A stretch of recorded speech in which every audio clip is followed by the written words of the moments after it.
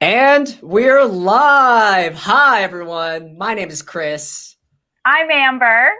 And welcome to a brand new segment, New Comics Wednesday. Woo! I love it. Awesome. It's very cool. So this is very exciting. So we're a brand new program where every new release or New Comics Wednesday, Amber and I are going to be coming on to discuss and tease what new books are coming out today. And we'll have special guests, and we'll have special reveals. And it's a great way to showcase our brand new series or one-shots. So very exciting, Amber.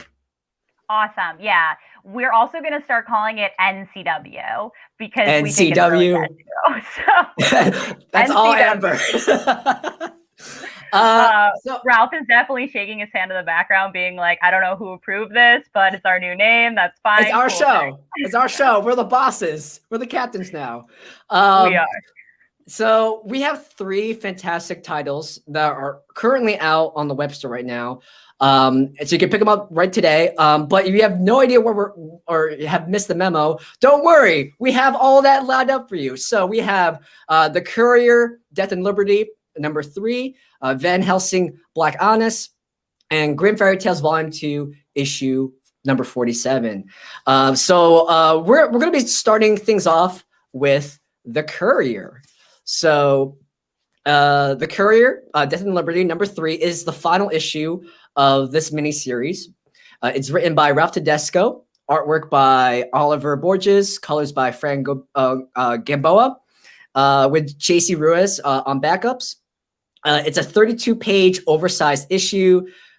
Each issue is $5.99, and there's 2 regular covers.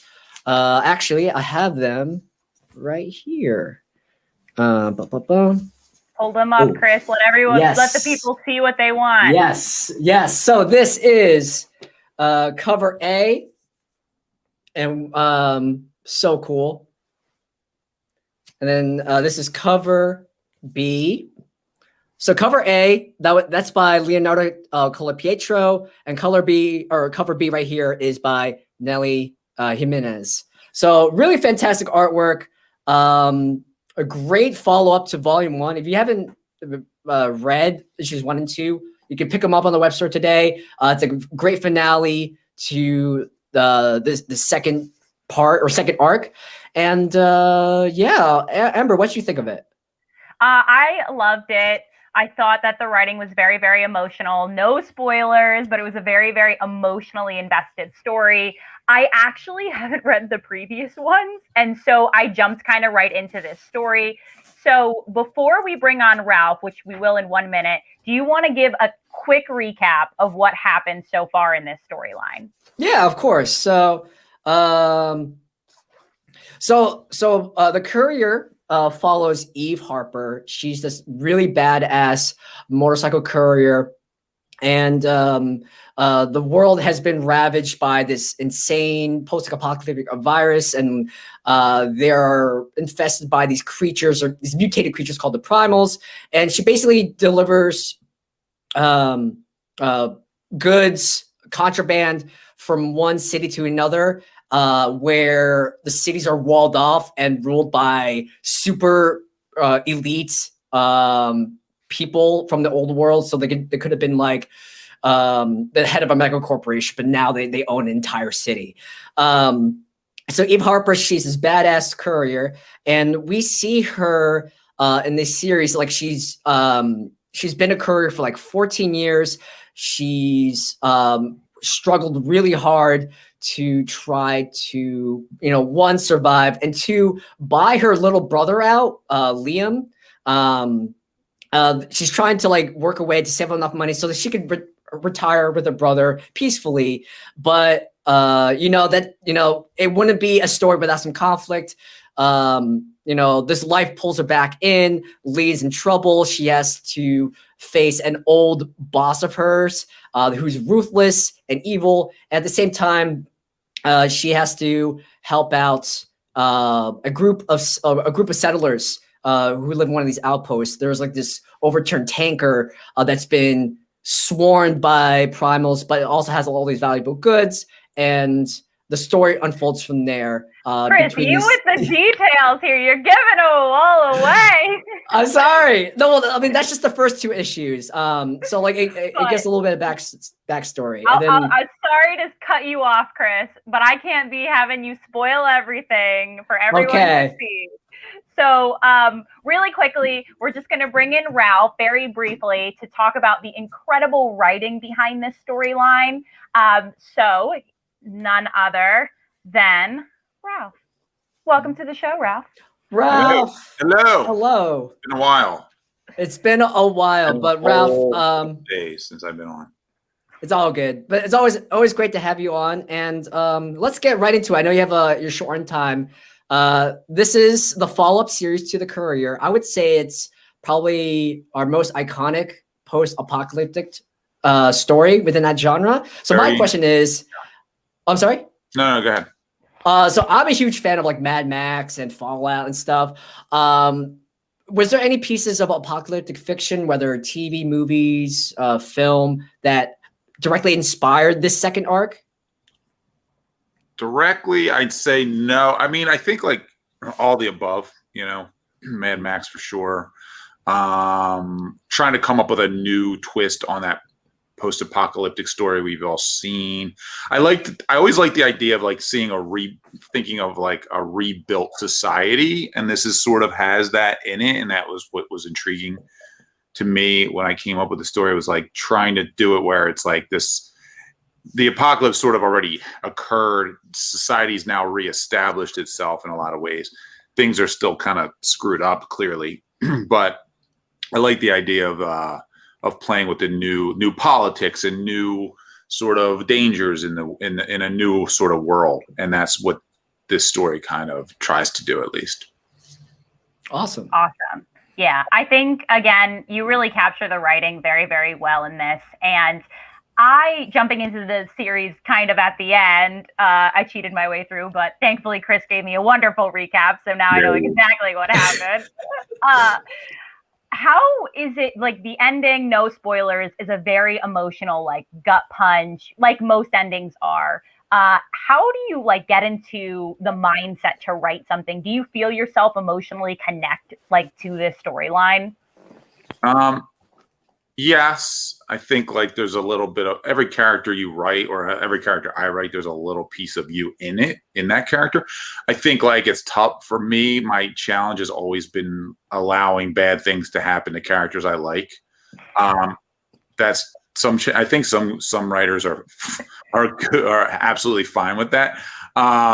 So I do challenge myself to like not, especially with this series. It's like I don't want to spoil anything either. So I won't really give too much away. But yeah, sometimes your protagonist doesn't always win, and you have to be willing to go to certain places to allow that to happen, and maybe sometimes make a reader kind of piss a reader off, but it gives it more of a bigger I guess what's the word I'm looking for? I guess at the end it makes it all worthwhile if it's done well. So sometimes you have to just go to darker places and force yourself to go there, I think. And it sets up a cliffhanger. What's the future for the Courier like after this?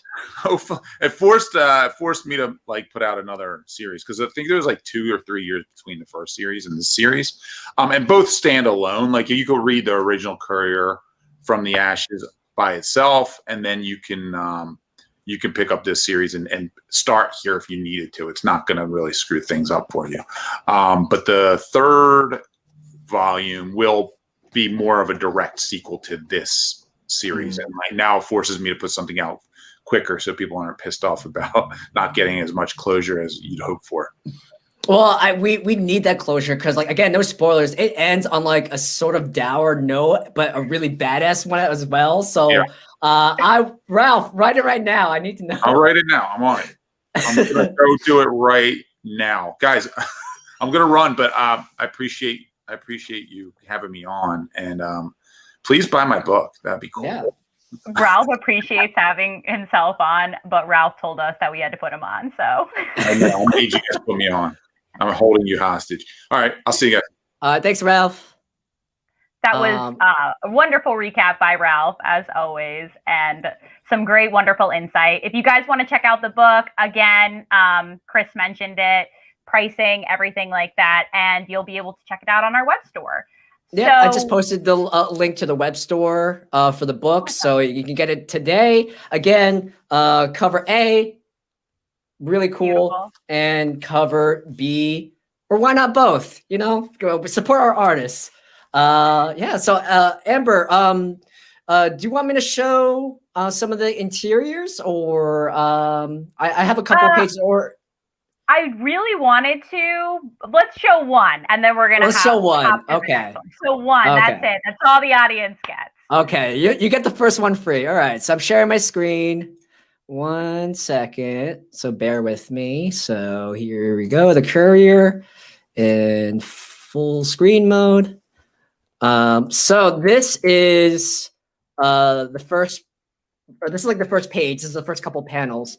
So spoilers, if you didn't read issue 1 or 2, I'll stop right here. So Eve and I believe this guy's name is Rick. They are in an action-packed opening. It's like Thunderdome. They're thrown into a cage full of primals and have to fight their way out. They've been kidnapped by this insane cult called the Divinity. And yeah, they have to fight their way out to prove themselves worthy. So pretty cool, pretty badass way to start the issue, I think. Yeah, honestly, really quick before we hop to the next one, I love the shadow details in this book a lot. Like they capture shadows really, really well. I don't know how other people feel about that or see about that, but every time like there's a shadow on somebody, you can tell, and I think that's incredible artwork. So. Mm-hmm. I mean, it's about that pure psychological terror. Sometimes not knowing what something looks like is way more terrifying than seeing what it actually looks like. So. Agreed. Yeah. Well, we're going to hop to our next book, which is Van Helsing, Black Annis, and it is an incredible story. I loved this book. It was such a fun read. Chris is going to hop up and show you, again, the covers for the book. Cover A to this book kicked ass. I loved cover A. It was so eerie looking. Mm-hmm. Yeah, so cover A actually, you can't see the full version of it, but it's our backdrop right now. Cover B is my green screen background, and we also have a great cover C. So let me give a quick synopsis of Van Helsing Black Annis. So run-ins with vampires, monsters, and all types of nightly creatures are almost as natural as breathing to the famed vampire hunter Lysel Van Helsing, but something wicked is going after children in the 5 boroughs. And as Lysel's personal life and nightly adventures are about to converge, she is soon to find out why centuries of children have feared the snatcher of souls, the Black Annis. So, yes, thank you. That is cover A. It is one of 3 covers. So that's cover A. Cover C is done by Igor Vinorino and Ivan Nunes, and cover C is done by Maria Laura Sinapo and Cici De La Cruz. Oh, sorry, and cover A was done by Edgar Salazar and Ivan Nunes. So fantastic A team, S tier covers are on deck for just the regular issues. Written by Brian Hawkins, who we have as a special guest today. So he's in the backstage. We'll get to him in a few minutes. Artwork by Vicente Cifuentes, colors by Robbie Bevard. These issues are only $5.99 each. They're 32 pages, so it's also a oversized issue like the Courier, number 3. And Amber, we have Brian waiting in the backstage. Do you want to read off his bio? I do want to read off Brian's bio. There we go. I am so sorry. Give me 1 second. I'm pulling it up. Actually, How about you do the bio, Chris? Okay, I'll do it. All right. So he wants to. I know he does. All right. So Brian Hawkins is a freelance writer of comics and novels. Additionally, he is an editor for Mad Cave Studios, a writer for Black Box Comics, an author of 2 middle grade books for North Star Editions Publishing, and the co-creator and co-writer of Black Cotton, published by Scout Comics. And besides Van Helsing, Black Honest, Brian has also written Grim Universe Presents Quarterly Dark Watchers, featuring Gretel, my favorite character. So Brian, you're such a Gretel my guy. lover, Chris. I love Gretel. So without further ado, I think people are tired of listening to me. We want to hear from Brian Hawkins. Woo! Hey guys, what's up? That was awesome. I'm blushing. Like, that's cool. Brian, you're awesome. Welcome to the stream. Thank you. I'm super hyped to be here. I mean, this is dope. Yeah. Yes, this is so dope, and we love showcasing our creators. We love supporting our creators, and and we love these virtual live streams because our fans are huge fans, and a lot of times they appreciate like the inside workings, like the behind the scenes stuff. So, Brian, just off the bat, what was it like working on this series? Wow. Well, Van Helsing comes with a lot of weight. Like when I found out I was writing Van Helsing, I was a little shaky. I was like, "Oh, Van Helsing." First and foremost, I'm a fan. I'm a Zen fan. Of all these characters, and Van Helsing. I felt it, and so I really took my time to go back and reread the rereads of of the Van Helsing stories, and to get her voice and her experiences, and to try to just tune into who Lizelle is, right? And it was a great experience, and I'm just thrilled that I got to write her. So yeah, it's awesome. Hell yeah! And then and you're 2 for 2, and like I was rereading Gretel, I was rereading Black Honest, and you do stellar work. It's really awesome. You capture the character well. I appreciate it. Thank you. Yeah, and Amber, I know you have a question that you came up with that's geared towards the character herself. Yeah. How about you? So I have 2 questions I'm going to ask really quick. The first one is, I'm just obviously heard the bio, and editor for Mad Cave. I'm a huge fan of Mad Cave, let me tell you. Yeah. Cool. I don't know. Are you in Miami? Is that why you edit for Mad Cave? No. I am not. I'm in Virginia. And Gotcha. we linked up about 3 years ago, and Mad Cave and I got married. And it was like we're stuck together. And you're forever. I love Mad Cave. I'm not originally from Miami, but I lived in Miami, and they just did this incredible series on Coyote. Here I am shouting out, just a quick shout out to Mad Cave, but really, really incredible. All love, cool. So I'll kind of hop in and ask my question and then back away. Sorry. No, it's all good. This is a very personal story. That's why I really loved it. One of my favorite comics is Hulk Gray and Spider-Man Blue, and those are very personal stories. And I felt that the dialogue matched so well with everything that was going on. Did you feel really connected to this character? Like how do you emotionally create something and edit it so perfectly that people will understand? Well, first and foremost, thank you for all of that. It really was a personal story, and one thing that I wanted to do with her character was, I feel like it was a good time to show her evolution some, and to really dig into the human condition of who Lizelle is, and how has everything before this story affected her, and with everything behind her and what she's done, and she's here and she's trying to move forward. What does that feel like? What does that sound like? What does that feel like?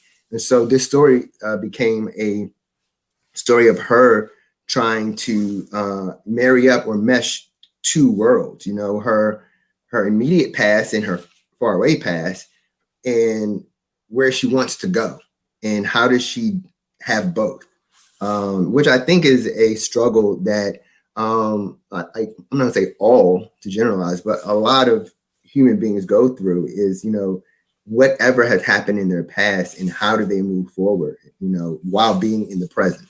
And so myself, she kind of represents that. Damn, that was such a deep answer. I love that. That was awesome. Hell yeah. So like when I in all forms of fiction, like especially for me, like I look for that deep emotional core, that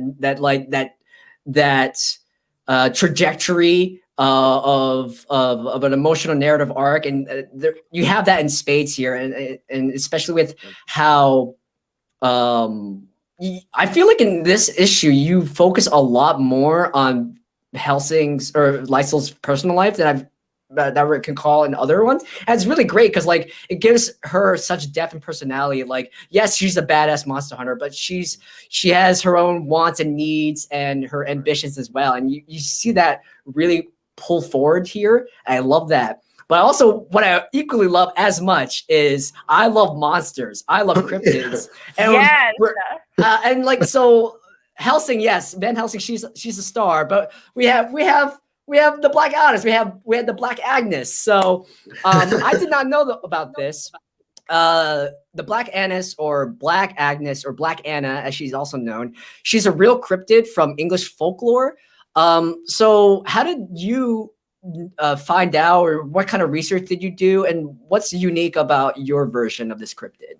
So credits and shout out to the editorial team. I mean, Rachel, Dave, like, they definitely help, to flesh out ideas and to present concepts, present the resources, and I meshed that with some of my own digging, and what I came up with, kind of going with, the feeling and the theme of the story, the mood of the story. I wanted to kind of also humanize the Black Honest. Like, she's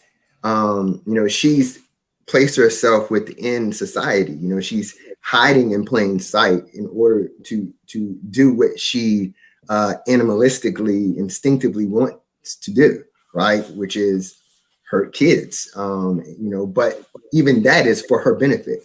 And so with this, we get to see her, I don't want to say domesticated, but in a sense, she has a human place and she has needs, and she's just trying to meet her needs, even though they are very horrible. And so Van Helsing is really pit against this humanized monster. So it's really a battle of the human condition, which is something I really love to talk about, and I love to infuse it in writing, because I mean, ultimately I feel like all stories really go back to the human condition. So she's definitely more humanized, even though she's a monster. Hell yeah. That's awesome. Cool. I was gonna say, when we first wrote out that question, actually, I didn't know the background to that character. So I was like, are you getting inspirations from like Wendigo, La Llorona, El Cocoy? Like, I didn't know. And then Chris is like, no, this is actually another character. I was like, oh, new storyline.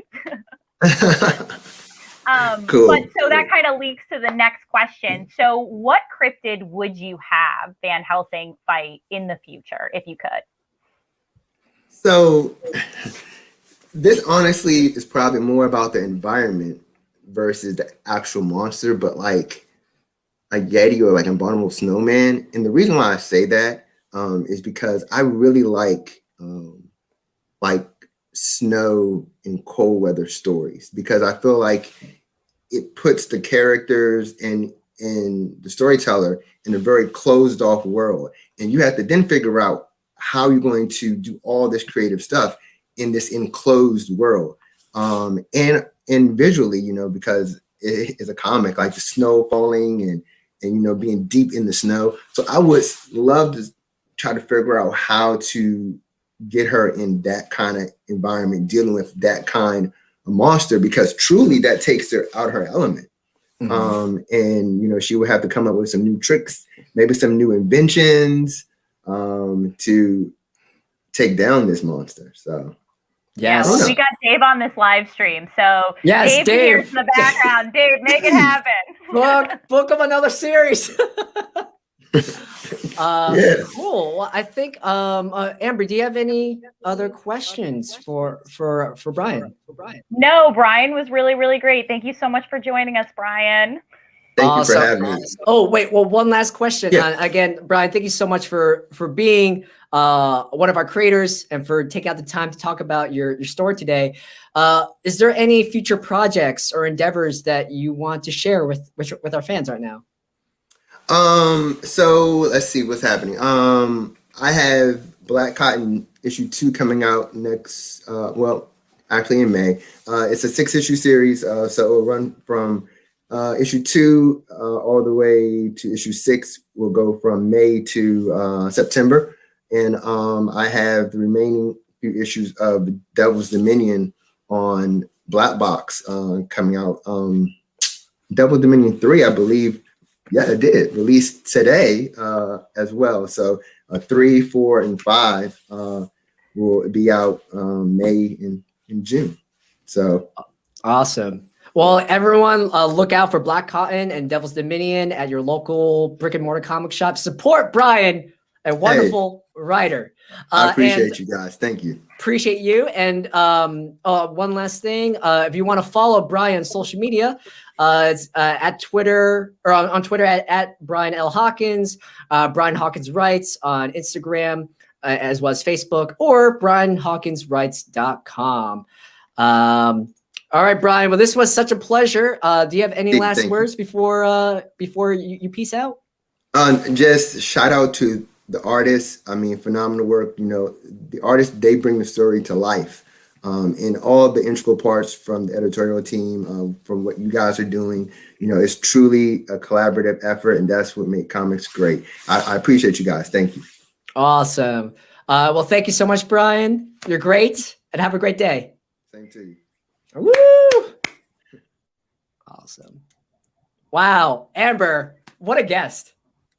Sam, Brian was like a dream ideal guest, right? He gave all the answers that I really wanted and more. Hell yeah. God, that was so much fun. Do we have time to share some pages from Black Honest, or should we get Dave on? Let's share one page, and then Dave, this is your warning right here. You're coming on shortly. Okay, so I'm gonna share my screen again. Here we go. All right. Let's go full screen mode. All right. So here is the very first page of Black Honest. And we, like Brian and like the synopsis said, this is a very personal story. So we get our first hook in with this middle school student named Max, and he's doodling. But what is he drawing? Oh, something spooky, something sinister. And and I'll cut off at that. But Amber, I love this. I love this issue. It's so much fun. Me too. I love this issue. Really quick, like the opening is so good because, like I said before, it feels like very like La Llorona, El Cucuy, like he's like a boogeyman that's like being trapped, and this kid is like, but he's getting like called to something, which I love. So that'll be the quick wrap up. Please get this issue. It is super, super, super awesome. The cover work is incredible. Like I said before, cover A really, really kicked ass, creepy, great storyline, very, very personal. And Brian Hawkins did an excellent job writing this. So we'll hop on to Grim Fairy Tales. Do you want to hop in and share your quick bio, Chris? Yes, 1 second. I am posting a link to the web store for Black Honest. So it's there in the comments. So everyone who wants to buy it right now, you can. And we are on to our last series, Grim Fairy Tales Volume 2, issue number 47, Nixie of Mill Pond. So I'm going to read off a quick synopsis, and then we'll bring in our editor-in-chief and writer, Dave Franchini. So who's that guy, Dave? Who's Dave? All right.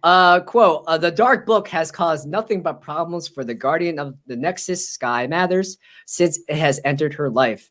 As the mysteries continue to unravel and more answers are given, each task ahead of her becomes deadlier. Don't miss this next thrilling chapter in Sky's journey. And this issue, this is a regular size issue, 24 pages of content. It is $3.99 each. There are 4 different covers to this. So you have, there we go. Cover A by Igor Vitorino.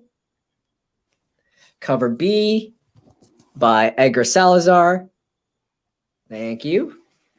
And we got to give out to Sun Kumanaki, right? She did a regular cover for cover C. And lastly, cover D. I think this might be my favorite one because it's all about the cryptids here. Martin Coccolo, so cool. Fantastic artwork. And yeah, I mean, so that's about it. So let's bring on our editor and our writer, David Franchini. And also our friend. Also our friend. Also our friend. You guys are way more excited than you should be for me. You sell your soap short, Dave. Don't say that. We are excited. You're great. Yeah. I try. Thank you. You guys are. I mean, this company, you're holding up this company with your writer flexes and your editorial brain. Lies and fibs, sir. Well, I there's one thing I won't fib about: how great this issue was. So Dave, you wrote this issue, and this is part of a brand new arc of Grim Fairy Tales Volume 2 called the Dark Book. And for fans out there who aren't caught up, or maybe they fell off and they're looking for a perfect jumping in point to get back into Grim Fairy Tales, what can fans look forward to in this new saga? Basically, the Dark Book's a 12-issue arc. So starting from issue 30, is it 36? I don't even know anymore. 20. I'm lost already. Basically, starting from a long time ago. Yeah, from issue 38 to 50 is going to be the arc of the Dark Book. And the Dark Book, we kind of introduced it in the last arc, and it was just it was thrown in there, and then now we're exploring it because Shang, Sky's mentor, is trapped inside of it. So she's been trying to find her way into it and to find her way into Shang, and each chapter is kind of getting her closer to that outcome, or presumably.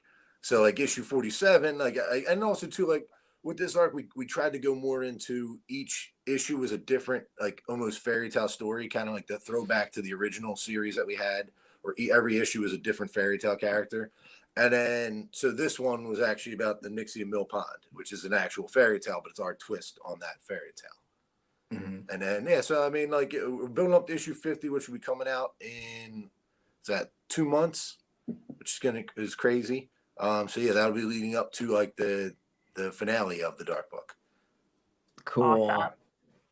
Awesome. So Amber, this kind of leads into our second question. I had no idea what a Nyx or Nixie was, so I had to look it up. Were you aware that was based on a real life fairy tale or cryptid? No, this is the second time. I'm pretty into my cryptids too. I definitely want to attend the Mothman, festival with everybody else. But I haven't heard of the 2 we mentioned today. So, Dave, is the Nixie inspired by any real mythological creature or cryptid? Yeah, it's actually a Grim Fairy Tales. It's actually from the. It's actually its own Grim Fairy Tale. Yeah, so for this arc, I did a lot of research on reading tons of the old fairy tales, but the obscure ones that we haven't done yet. So that's Bear Skin was one of them, Nixie and Mill Pond, and ironically enough, there's a Mill Pond in Jersey. And I was perfect. And Arcane Acre is located in Bryn Athyn, so I was it all works. It all makes sense. It all came together. But yeah, it's actually the Nixie in the Grimm's Fairy Tales it's about this. There's almost this water nymph, this water fairy.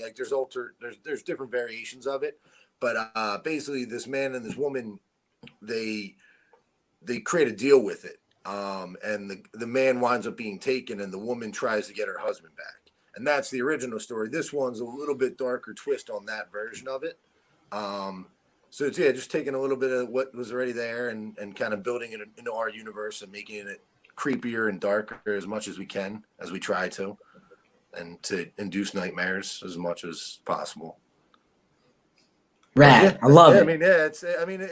We took. I mean, in our version, there's actually 3 versions of it. So you have the very like not nice looking, but like almost like feminine version of it, and then it has its creepy version, which is the D cover, which is a little bit like a little more ghastly, and then it goes into, as you get further along, you'll see that it becomes more of a monster.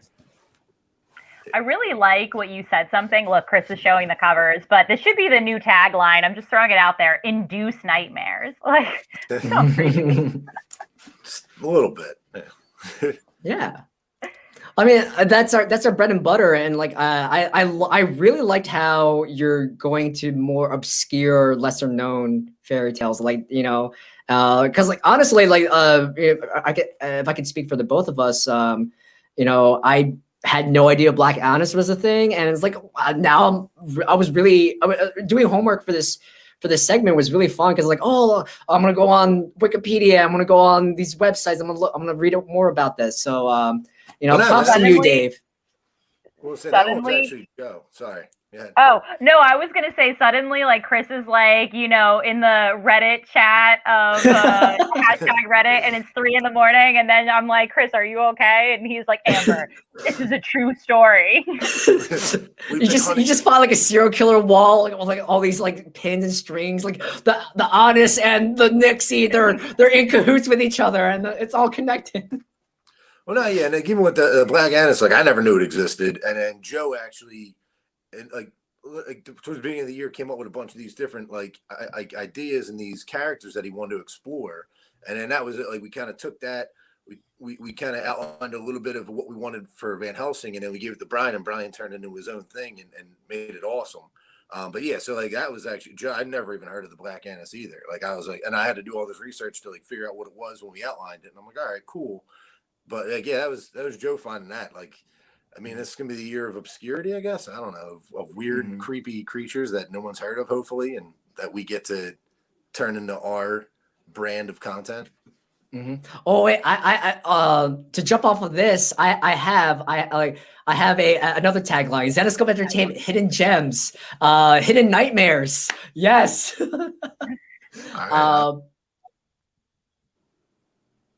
All right. Sorry, but that's so cool. I mean, I think you, Dave, you have the dream job. You just make stuff into reality, and then you can hold it in your hand, like literally. I know. I appreciate every minute of it, man. Like, but don't jinx me. Like I love, and I love what I do. I mean, and it is the cool thing. It's like you get to be a part of something that didn't exist. And it's the coolest thing. It's also the most intimidating thing when you see like a blank piece of paper or a blank Word document, and you're like, oh crap. And then you got to fill it in, and you turn it into something, and then like 45 days, 50 days later, you're holding it, and it's like, and then hopefully people like it, and then you're like, all right, cool. Like every step's a new like reward. It's like, all right, it's out, it's written, it's good. Now it's drawn, and now it's printed, and now hopefully people like it, and then people like it, and you're like, all right, awesome. On to the next one. Start from the beginning. All the dread is there again. Yeah. But I mean, I love it. So I mean, as long as people keep reading them, people keep liking them, I appreciate it, and thank you guys for keeping me in a job. So yeah. And I think, you know, besides our readers, you know, there are great characters that drive the plot forward and like that keep people coming back. So no spoilers, but in this episode, or this issue, I'm sorry, Sky and Jasmine team up. And what? I didn't. Yeah. And Hey, what do you like? Who approved that? What do you like most about these two characters? That I got to write them. No, I mean, like, the most about them is that, like, Jasmine's actually really cool. Like, and the thing is, we don't get to use her as much as we wanted to. So I was like, we got to throw her in here. I was like, she lives in Arcane Acre.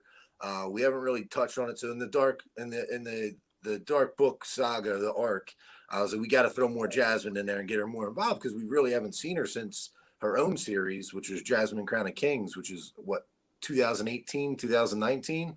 So it was a long time ago, but there's so much with her that like is so unexplored. Like even just her carpet, her magic carpet's awesome. It's basically like it helps her teleport and move around, but then also like she has so much knowledge and so much history in our world, in our universe, that we haven't really gotten to scratch the surface of. So I mean, I just like diving into her and bringing her back, and kind of hopefully over the time we can explore a little bit more of her story. And then for Sky, I mean, she's our focal point of our Grim universe. Like she's the guardian. She's like our Superman. She's who you want to write, and like that's the person that like drives hopefully the narrative of the rest of the universe. And like she's just fun to write because she's just coming in her own powers and kind of learning things as she goes. And I kind of like Ralph said, like Brian said, like you personalize it a little bit, because it's almost like I haven't been writing for many years, but like her growing and learning things kind of goes along the same way with me. But also too, like I throw in things from my life in there, where like I've been hiking a lot since the pandemic. So like Sky even noticing creepy woods or like creepy monsters and lake monsters and stuff like that. It's just little pieces of stuff that I'm like, when I'm out, I'm like thinking about like, that's creepy. Like that would be really weird. I'm terrified to go near this pond now. And so it's like, it's cool to like kind of like almost grow with Sky, because she's new, and every new adventure like you do with her is a new story for her. And it's also like, it's a new growing point for that character, like that wasn't established before. And that's what's really fun with her, is because you don't have to worry about too much of the backstory. It's more like, all right, everything you're creating is new experiences for her that you get to experience with her, which is, I love that. Like, that's awesome. That's so cool. It's so meta. Like Dave's growing as a writer, and so is Sky. Amber, we're getting so many behind the scenes stuff right now. Yeah, we're getting a lot of, this was like personal edition of New Comic Wednesday, right? Like the first story was very personal. The second story was really personal. This last story has personal undertones. We're all liars. No, I'm just kidding. No, I mean, like, but I mean, that's what writing is. Like, you're putting yourself out there, and like, so everything is a little bit personal. Because like, if it isn't, then people can feel the fakeness and kind of feel that it's not like a genuine character, a genuine story. I mean, that's how I feel. Like you can, when you read stuff and you're like, there wasn't any heart or anything into it. And that's what you, like, as a writer, I think most writers, you try to put a little bit of that in there so people can relate to it and feel it and kind of feel what you're putting out. This is our way of not going crazy. I love it. It's so good. And like, yeah, I love the story too. It does have like a lot of heart, and like I feel like one of the strongest themes of this issue was just the the blossoming relationship and the establishing trust between Jasmine and Sky, because things get really hairy and really dire in this issue. So but no spoilers. You want to find out what happened, you gotta buy and read the issue. You gotta support Dave so he can continue writing more stories. Support the Zenescope. Yeah. So I know we're a little short on time. Is there anything else you want to add, Dave? Anything to look forward to? A lot. So I mean, there's a lot of stuff coming up, especially for Sky. Hopefully you guys are enjoying it. You get a lot more action in the next issue. Like this one had action, but it was kind of like, it wasn't fully based around it. The next one's a lot of action. I mean, you can find more of my work at Zenescope.com and follow me at Zenescope on Facebook. And I mean, like pretty much anything that anything that's coming out is going to be there. And I just hope everybody likes it and enjoys it. And I mean, that's really it. I don't have much more besides his hopes and dreams. You're free Dave, to go. Thank you. Awesome, Dave. Well, thanks so much, Dave. And we'll be so happy to have you back again for another live stream. So take care, and we'll talk to you soon. Thanks for having me, guys. All right, thank you. Wow, hell yeah! 3 strong interviews today. I like, and it's not every day you have like 3 new releases or 3 new comics come out. So I think we're a little bit spoiled today, Amber. We are 3 fantastic stories by 3 fantastic writers that we got to have on the show today. Mm-hmm. So Amber, I know we're a bit over time. Do we have time to show off some interiors of the last issue? Just one. Just one. Okay. I'm going to start calling you Chris Spoiler Sampson or Slamson. Sorry. Okay. Here you go. I'm gonna share my screen right now. So here you go. Share one more time. Okay, so full screen mode. All right, so this is at the very beginning of the issue where we see 2 people picnicking nearby Mill Pond, and this guy is searching after this dog, and this is our first reveal of Nixie in the issue. And what I love about here, I really like how Dave alluded to that, where this version of Nixie, she's like fairly humanoid, but as the issue progresses, she gets more monstrous and feral and bestial. So this is like her first form, which is still like really hauntingly beautiful, like. But by the time you get to the end, like she gets like really, really like Eldritch horror kind of stuff going on here. So I love it. This is great. The details are crazy, and you can see it in just this picture. Like, look at his hair, look at her hair, like insanely detailed, like imagery, beautiful, beautiful artwork. Yeah. So just fantastic talent. Just to reiterate, I mean, the artwork by Sergio Areno and colors by Jorge Cortez. So we work with some of the best talent in the biz. So we are so lucky and privileged. So that's it for the teaser. That's it. And that's it for that's us. We're gonna do a quick recap. We had 3 issues. We had our first issue was the Courier, which is new. Again, there'll be links in the comments. Chris posted before. We had Van Helsing Black Annis, which is a fantastic story. We had Brian Hawkins on earlier. You can look back to see our interview if you missed it. And finally, we have Grim Fairy Tales, another wonderful volume, I think number 47. Yes, volume 2, number 47. So those are everything today. He'll be sharing links, and then we're just going to do a quick couple of what's coming up, and then we'll be signed off here. So Chris, hop in, please. Yes. So I'll take care of our first points of order. So we are about 2 weeks away from the highly anticipated release of Mango and Bunny Man #1. Pre-order numbers have been like off the charts. It's daunting how big this issue is going to be. So make sure you get in line and go to your local comic book shop and ask them, I want my Mango and Bunny Man issues from Zenescope today, because it's a wild story. Amber hasn't already read it yet. I haven't read it yet, but like the artwork is so cool from Malone. So that's one of my things I'm going to do later this week. But there is still time to order this fantastic issue and have it picked up at your local comic book shop. And this is by far one of the most gonzo stories he's done in a while. So I think Amber can agree, and it's gonna be really exciting. So that's the first thing of first point of order. Secondly, we're having another Zenescope retailer live stream on April 8th. So next week, we're gonna be bringing on Space Cadets from Oak Ridge North, Texas. So this is a fantastic way to support a local comic book shop, as well as acquiring some really awesome Zenescope Diamond Retailer books.